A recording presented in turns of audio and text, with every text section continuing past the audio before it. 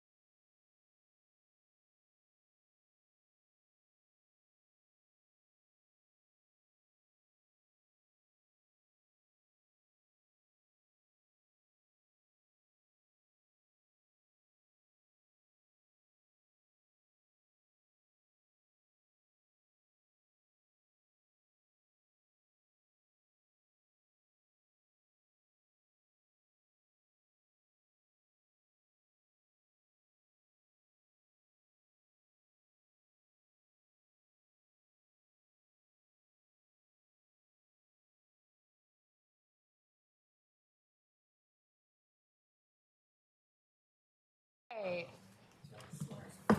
Let's see. Okay, welcome back.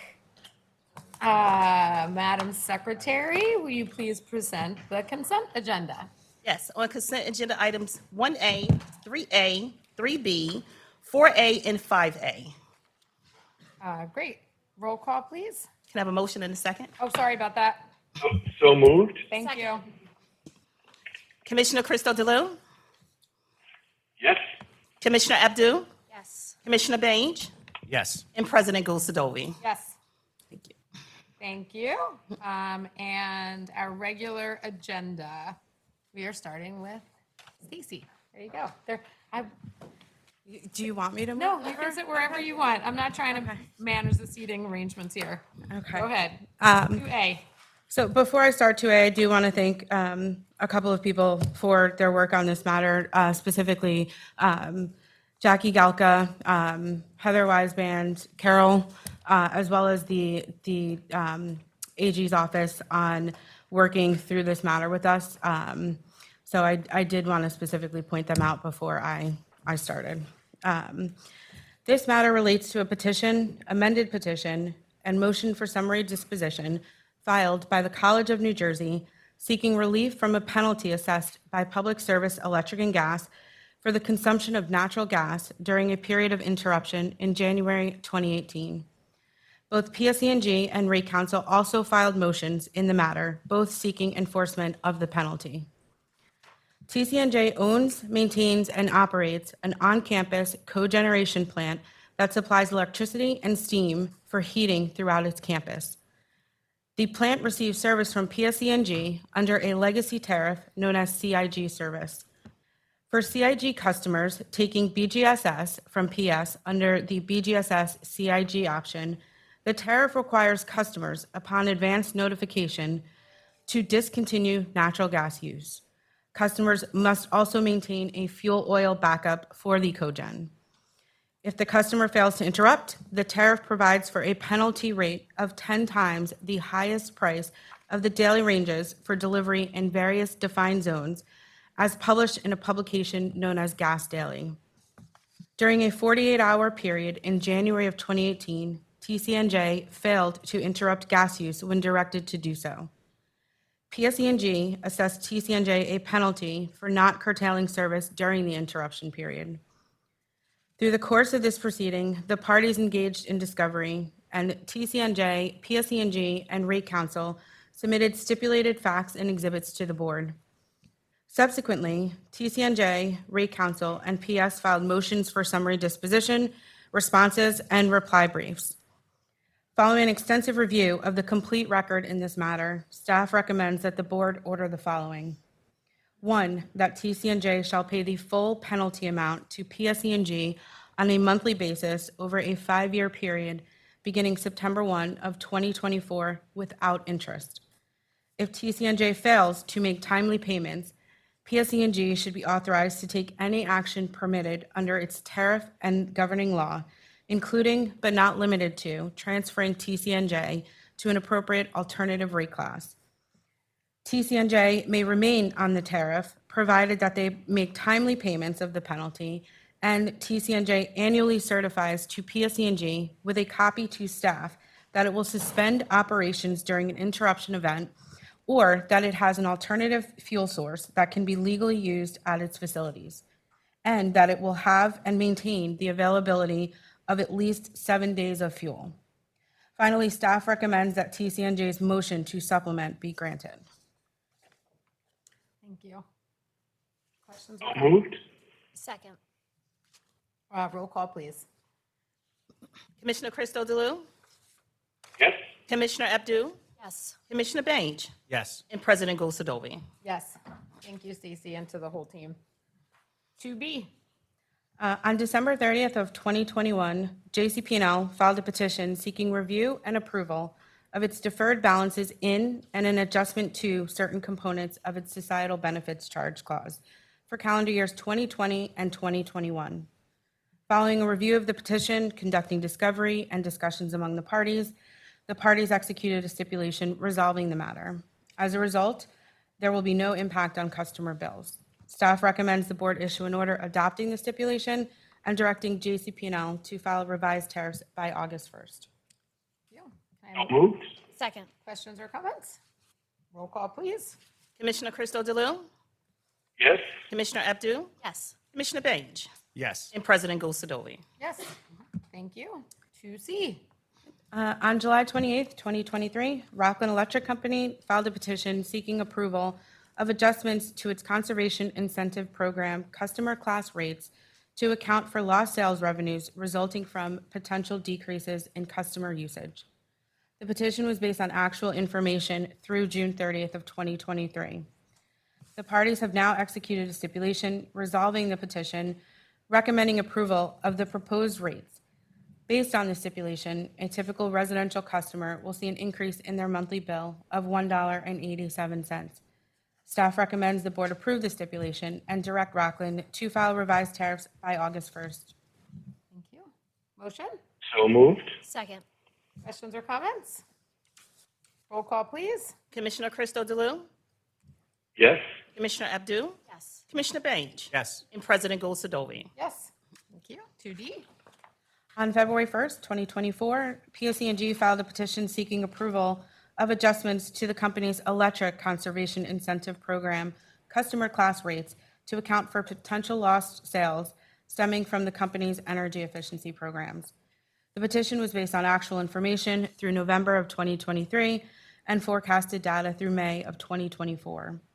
The parties have executed a stipulation recommending approval of the proposed rates on a provisional basis, subject to refund. Based on the stipulation, a typical residential customer would see an increase in their average monthly bill of 73 cents. Staff recommends the board approve the stipulation and direct PSE&G to file revised tariffs by August 1st. Thank you. Motion? So moved. Second. Questions or comments?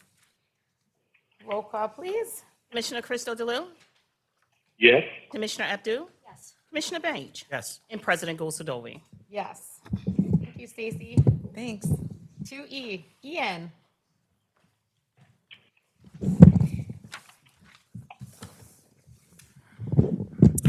Good morning, Madam President, Commissioners.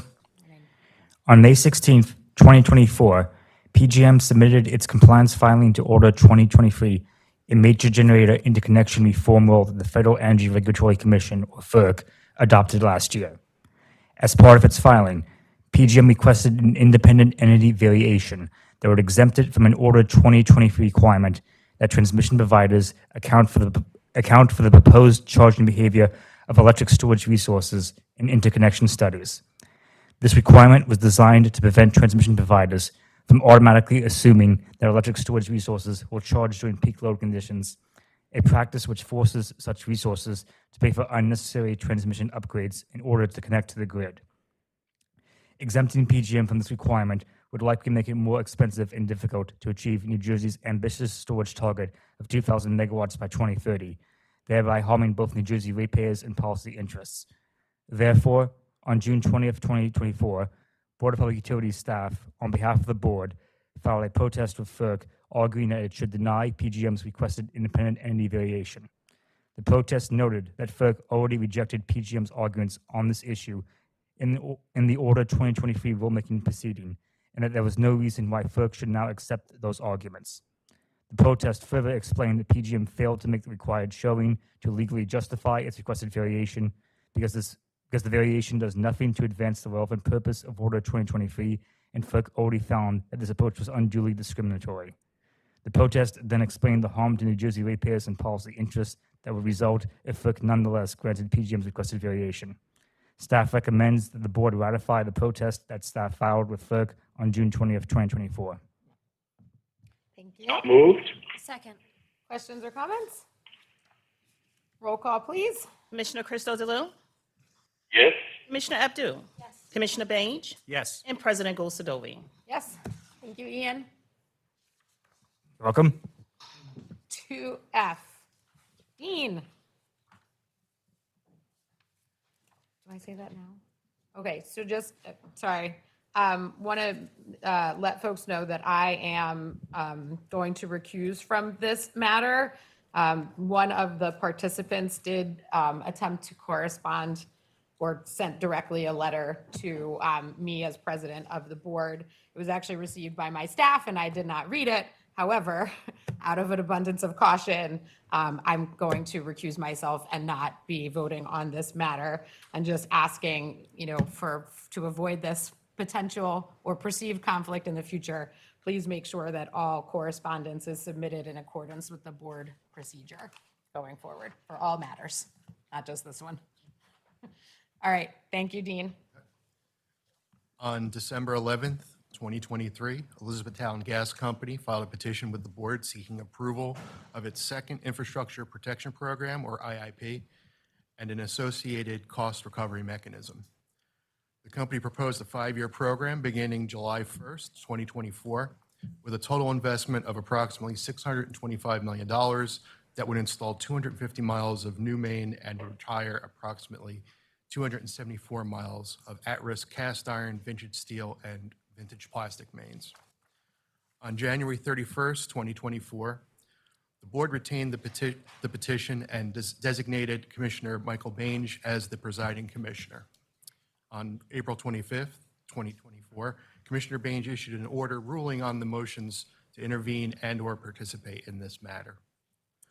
Following an initial review of the petition, propounded discovery, and discussions with the parties, the company, board staff, the New Jersey Division of Rate Counsel, and NJ Luke executed a stipulation of settlement which would defer any action on the petition until the board issues its findings in its pending Future of Natural Gas proceeding initiated in response to Executive Order 317.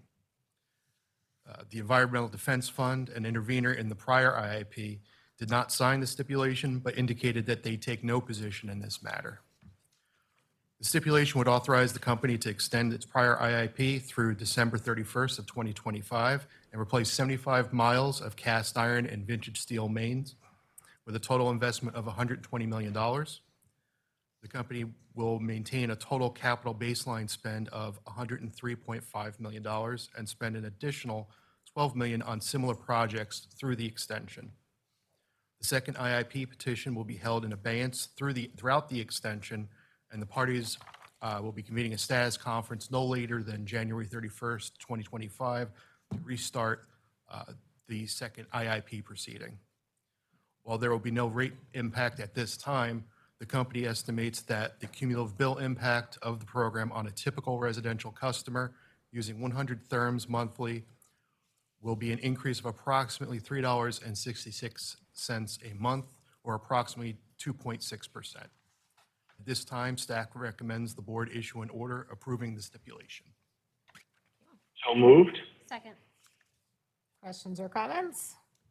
Roll call, please. On the motion to approve staff's recommendation, Commissioner Crystal DeLu, Yes. Commissioner Abdul, Yes. Commissioner Bange, Yes. President Gosadovi. Recused. Thank you, Dean. 3A, Luanda.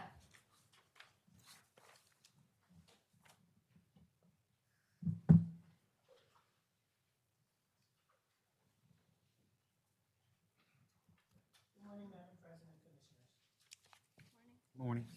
Good morning. Good morning, Madam President. Good morning. Sorry, Luanda. Good morning. Morning. You're right. We should be better than that. I know. I'll take the win.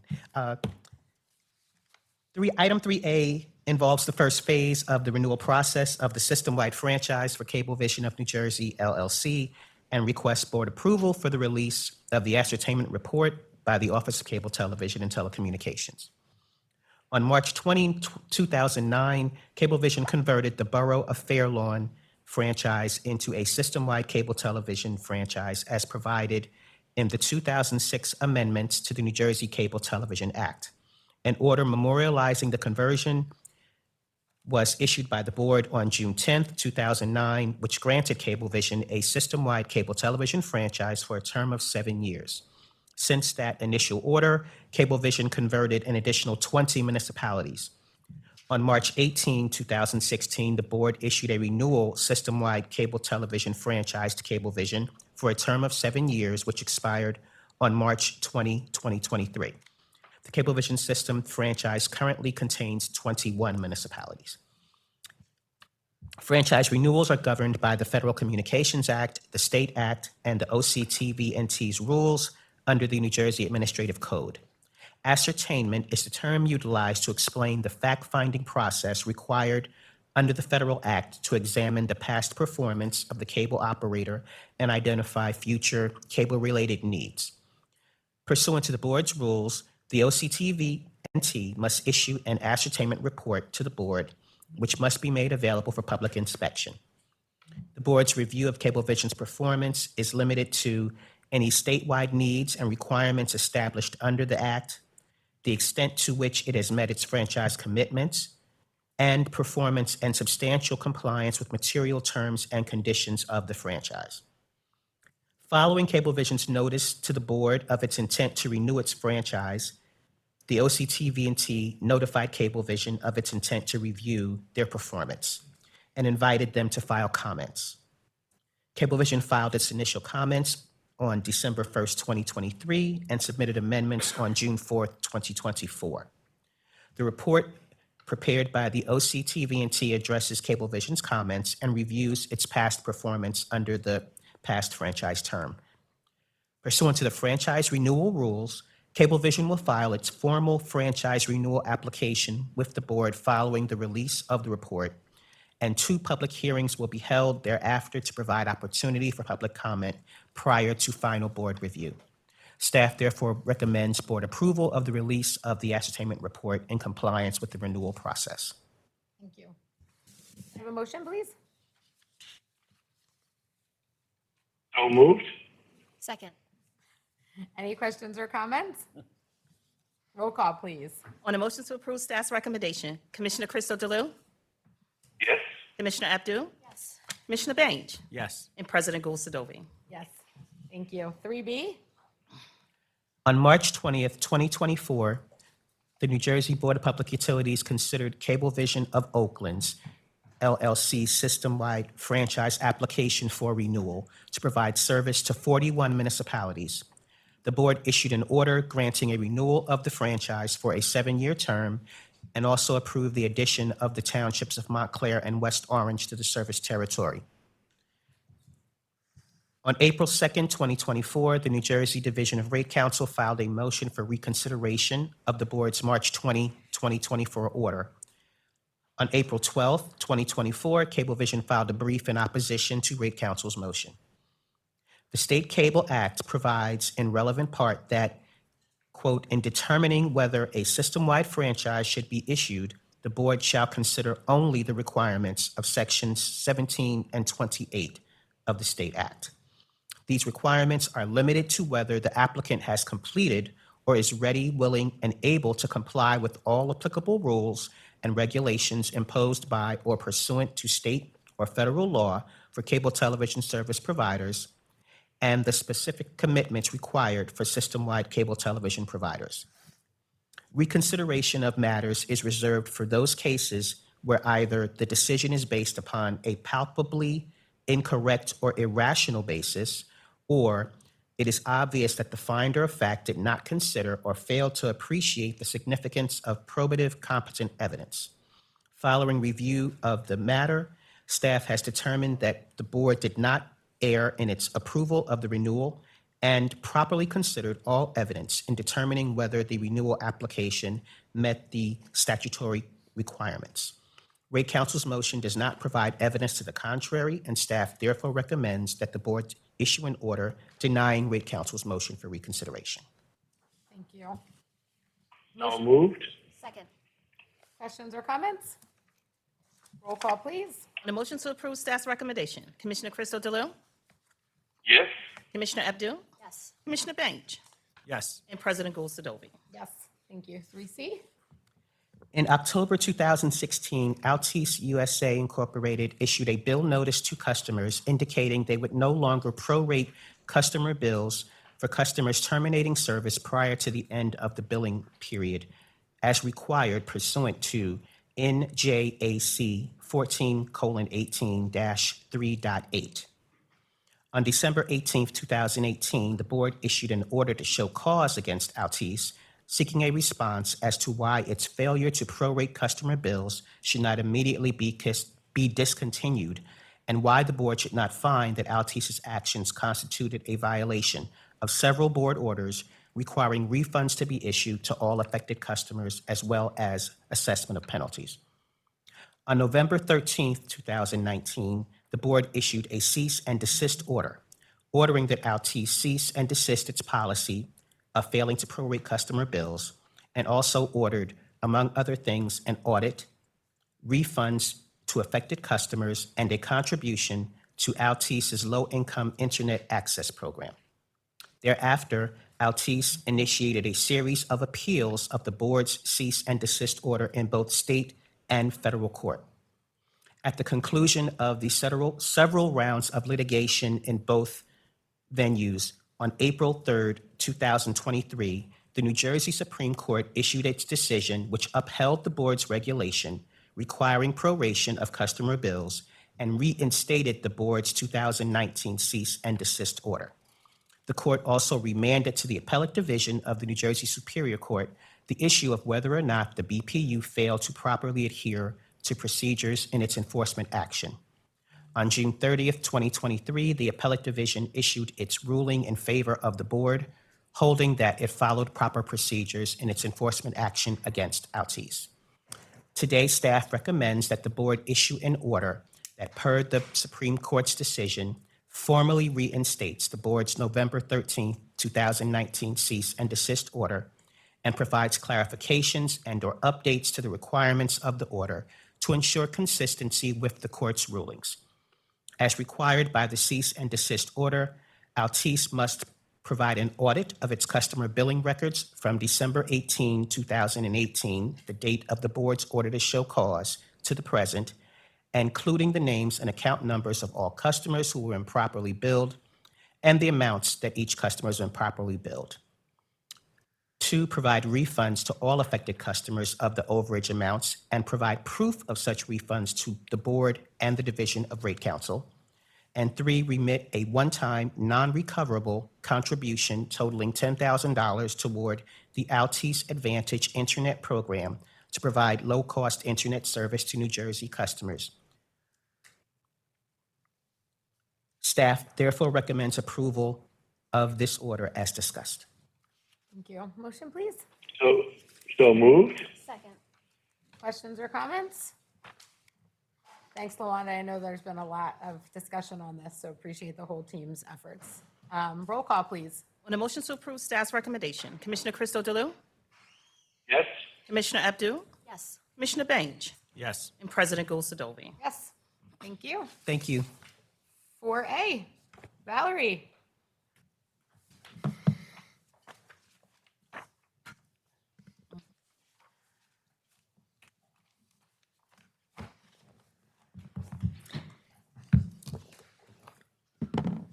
Good morning, Madam President, Commissioners. Morning.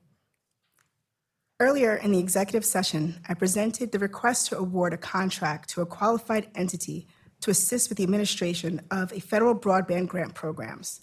Approval of this request will allow the Office of Broadband Connectivity to issue a contract to the bidder who received the highest average technical score from the evaluation committee under this request for quotation. If awarded, this consultant will assist with the development of the state's capital projects fund, broadband equity, access, and deployment programs in accordance with the terms of the grant. Staff recommend that the board authorize the selection of the successful bidder based on their highest average technical score from the evaluation committee. Thank you. Motion, please.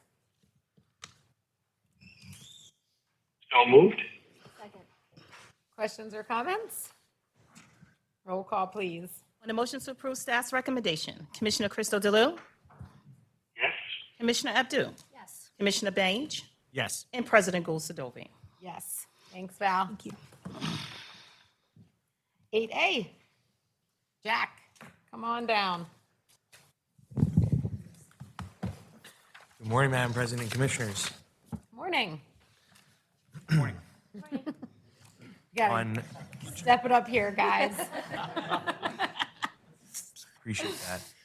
On July 12th, 2018, board staff approved a contract with Ramble America's Engineering Solutions Incorporated for consulting services to assist board staff in the development of a second offshore wind strategic plan to inform the responsible development of offshore wind in New Jersey and guide New Jersey in achieving its offshore wind objectives in future solicitations. In November 2023, following the award of the Ramble contract, Governor Murphy directed the board to launch the fourth offshore wind solicitation in early 2024. As a result of this announcement and the emergence of new information, which was not available during the initial RFQ development, in January 2024, the BPU formally requested a modification of the offshore wind strategic plan timeline and deliverables. The final set of requested changes necessitate a contract modification. As discussed in executive session, board staff recommends that the board approve a contract modification with Ramble, subject to final approval by the New Jersey Office of Management and Budget and the Department of Treasury, for expanded consulting services to further assist with the development of the offshore wind strategic plan. Thank you. So moved.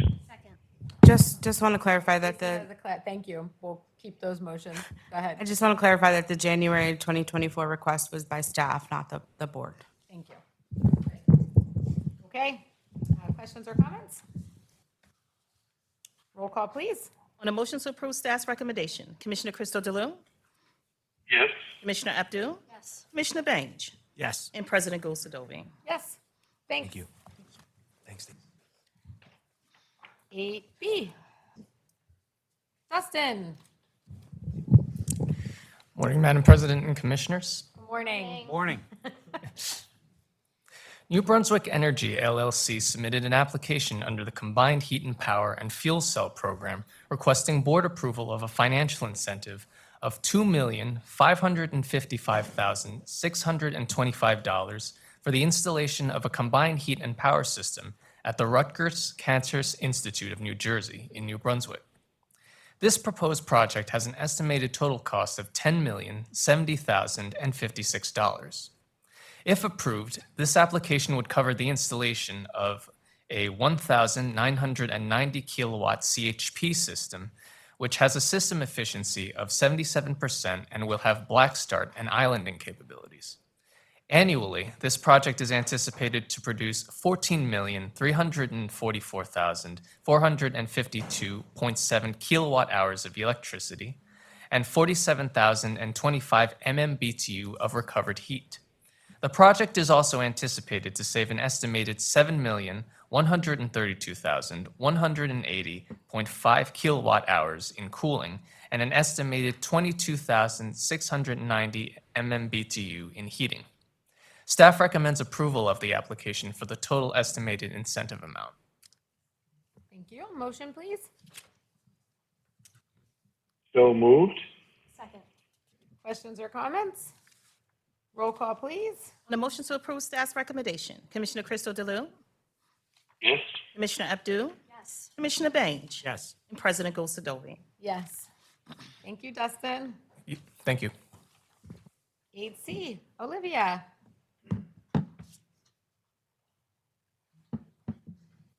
Good morning, Madam President and Commissioners. Morning. This agenda item concerns an extension petition in Program Year 2 of the Community Solar Energy Pilot Program from community solar developer Hart Solar LLC. The pilot program, established on February 19, 2019, allows utility customers to participate in a solar energy project remotely located from their properties and receive a credit on their utility bills. Community solar enables access to clean energy generation for utility customers unable to place solar generation directly on their own properties, with a carve-out for low to moderate income subscribers. In Year 2 of the pilot program, the board selected 105 applications on October 28, 2021. These projects initially had a deadline to become fully operational within 18 months or May 4, 2023. On August 17, 2022, the board issued an order extending the project completion deadlines for the Program Year 2 projects in the pilot program and transition incentive program to November 4, 2023. Hart Solar filed a petition on January 31, 2024 for its community solar project located at 201 Bay Avenue, Elizabeth, New Jersey, requesting an extension of the expiration date in the TI program to file its post-construction packet. Hart Solar stated that in spite of construction being complete in September 2023, the project did not receive permission to operate from PSE&G until December 12, 2023, roughly 5 weeks after the November 4th deadline. Hart Solar was advised upon their submission of post-construction packet in January 2024 that the TI program does not allow submittal after the November 4th, 2023 deadline. As such, the filing of the petition after the November 4th deadline does not, based on the record before the board, constitute sufficient grounds to waive TI program and pilot program requirements. Furthermore, Hart Solar did not provide sufficient evidence to substantiate their claim that the delay in issuance of PTO by PSE&G went beyond the known delays in turnaround time. Staff recommends the board deny Hart Solar's request for extension. Based on the program rules, Hart Solar's project will be able to register in the new permanent community solar energy program. Thank you. Motion, please. So moved. Second. So moved. Yep. Questions or comments? Roll call, please. On a motion to approve staff's recommendation, Commissioner Crystal DeLu, Yes. Commissioner Abdul, Yes. Commissioner Page, Yes. and President Gosadovi. Yes. Thank you, Olivia. 8D, Laura. Let's say good morning to her. One more time. Good morning. Good morning. Morning. We said it first that time. This agenda item pertains to the petition filed on August 30th, 2023 by Geoscape Solar LLC requesting an extension of the deadline to complete project requirements in the Transition Incentive or TI program. According to the petition, the project was accepted into the TI program on September 1st, 2021, with a completion deadline of September 1st, 2022, for its rooftop solar project on the Philo Factory in Northvale, New Jersey, sized at 960.08 kilowatt direct current. Petitioner requested an extension of approximately 3 months to December 2nd, 2022, alleging interconnection delays that were unforeseen and claiming that its circumstances were analogous to those described in the Gibbstown order. On August 29th, 2022, the project received conditional permission to operate, or PTO, from Rockland Electric Company, or RECO, for a portion of the project, specifically a limited export of 499 kilowatt alternating current. On December 2nd, 2022, Geoscape received PTO from RECO for the full capacity of the project, sized at 916.2 kilowatt direct current. If the board does not approve the extension request for the full capacity of the project, then the petitioner requested that the board consider alternative relief in the form of allowing the portion of the project that received conditional PTO from RECO to allow for processing under the TI program, while the remaining portion of the project be allowed to register in the administratively determined incentive or ADI program. Based on a thorough and careful review of the information contained in the petition, attached documentation pertaining to the project, and the programmatic context, board staff recommends that the board deny the request for an extension of time under the TI program, but allow the program administrator to process the final as-built paperwork for the portion of the system that received conditional PTO from RECO by the TI program deadline, and allow the remaining balance of the project to register and seek incentives in the ADI program. Staff notes that NJAC 14:8-11.4B, as amended, allows this facility to participate in ADI despite having received PTO prior to its acceptance in that program because it was previously registered in the TI program and failed to meet the TI program expiration dates. Thank you. Can I have So moved. Second. Questions or comments? Roll call, please. On a motion to approve staff's recommendation, Commissioner Crystal DeLu, Yes.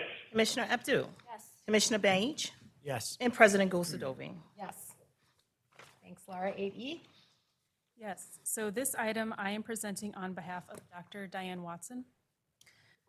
This item relates to a solar generation project proposed by NJR Clean Energy Ventures 3 Corporation, or NJR or petitioner hereafter, at the Henry Harris landfill site in Harrison Township, Gloucester County, New Jersey.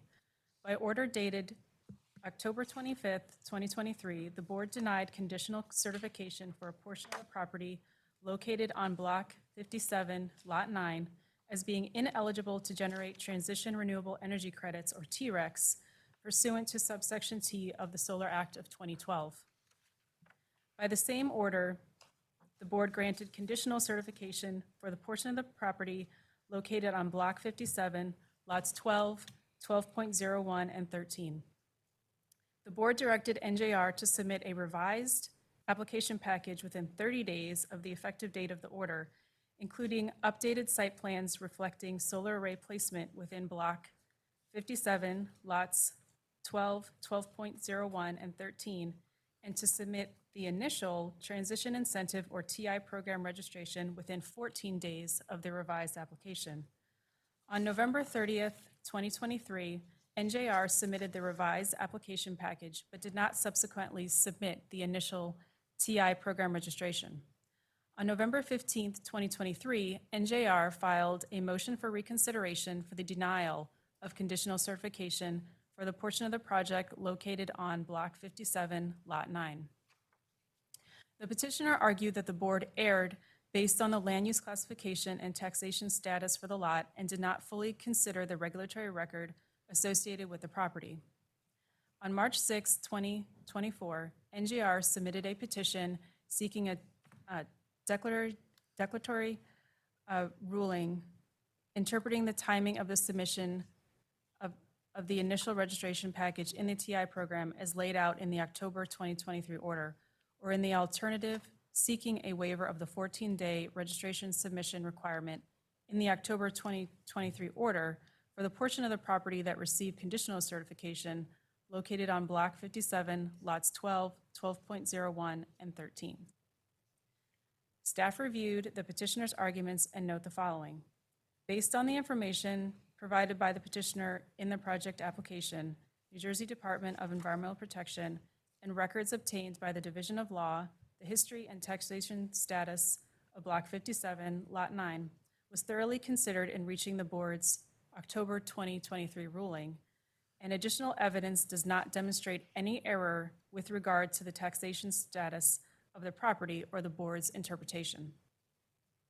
Staff believes that the failure to submit the registration for the TI program within 14 days of submitting the revised application package was due to an unjustified but sincere misinterpretation of the registration directive, and that the public benefit of the solar generation facility on the landfill outweighs the administrative mistake of the petitioner. Based on the review of the petitioner's arguments and the October 2023 order, staff recommends the following: that the board, 1, deny the petitioner's motion for reconsideration for the portion of the property located on Block 57, Lot 9. 2, grant the petitioner's request that it be permitted to register its project as configured in the revised application submitted November 2023 in the TI program. 3, waive the 14-day registration requirement set forth in the October 2023 order. And 4, direct the petitioner to file its TI program initial registration for the project within 14 days of the effective date of this order. Thank you. Motion, please. So moved. Second. Questions or comments? Thanks for pinch hitting there, Laura. Roll call, please. On a motion to approve staff's recommendation, Commissioner Crystal DeLu, Yes. Commissioner Abdul, Yes. Commissioner Bange, Yes. and President Gulsadoving. Yes. And that is our final item. We are at the end of the agenda. May I have a motion to adjourn? So moved. Second. All those in favor? Aye. Aye. We're adjourned. Thanks, everybody. Have a wonderful day. Have a wonderful trip. Have a great trip. Oh, He hung up? yes. You hung up? No, he hung up. like, I'm He's out. like, I'm out. Going He's to like, the I'm beach. just right. I have It's like, it's whatever. What is it?